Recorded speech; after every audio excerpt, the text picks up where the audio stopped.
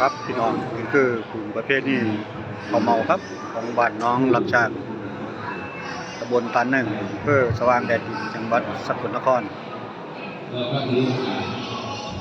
ช่วงนี้ก็กำลังประสงค์ที่ให้พรหรือว่าอนุโมทนาทั้งญาติธรรมเฮาก็กล่าวถวายสังฆทานภัตตาหารจบลงไปครับยังรอเป็นครูบาอาจารย์ยังถวายข้าวเมายังบ่แล้วเสร็จครับครับนี่คือสาธุนำพี่น้องบ้านน้องละซางเด้อพี่น้องนี่คือพระสงฆ์เพิ่นก็อนุโมทนาให้พร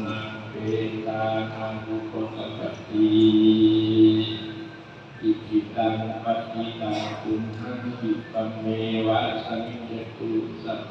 ปุเรนตุสังกปาจันโทปนรสโสยถามณิโชติรัสโสยถาสิริโยเมวันจันตุสัพพะโรเวนั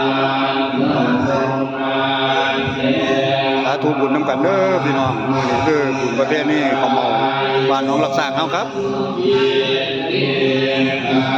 พระสงฆ์อนุโมทนาให้พรญาติธรรม